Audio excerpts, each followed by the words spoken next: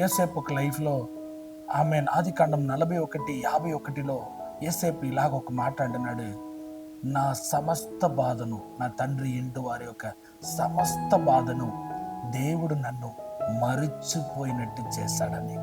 ఈరోజు ఈ మాటను వింటున్న ప్రతి ఒక్కరికి దేవుని సేవకుడుగా నేను చెప్తున్నాను, దేవుని కార్యాలు మన జీవితంలో మొదలవ్వాలంటే ఫస్ట్ దానికి ముందు దేవుడు మన బాధలని మరిచిపోవడానికి దేవుడు ఒకసారి ఆలోచించండి. యోసేపు అమ్మబడినది వాస్తవమే, చెరసాలలో వేయబడినది వాస్తవమే. ఇప్పుడు యోసేపు ప్రధానమంత్రిగా అయిపోయాడు, ఆయన బాధ మాత్రం పోవలే. కొంతమంది ఈరోజు ఉన్నతమైన స్థాయిలో దీవించబడి ఉన్నారు, ఉన్నతమైన స్థాయిలో ఉన్నారు, కానీ నీలో ఉన్న దుఃఖం వేదన మాత్రం పోవలేదు. ఈరోజు దేవుడు అంటున్నాడు, వాటన్నిటినీ మరిచిపో, నేను నూతనమైన కార్యాన్ని నేను నీ జీవితంలో, నీ కుటుంబంలో, నీ పిల్లల జీవితంలో నేను జరిగించి నిన్ను సంతోషింప చేయబోతున్నాను. యోసేపును దేవుడు మరిచిపోమని చెప్పల. ఈవెన్ వివాహం అయింది, మంచి భార్యనిచ్చాడు, ఆ రాజభవనంలో ఉన్నాడు, కానీ ఆ బాధ మాత్రం పోలే.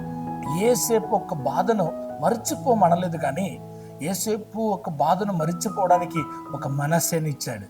ఈరోజు నీ బాధను, నీ దుఃఖాన్ని మరిచిపోవడానికి ఒక మనస్సుని దేవుడు నీకు అనుగ్రహించబోతున్నాడు.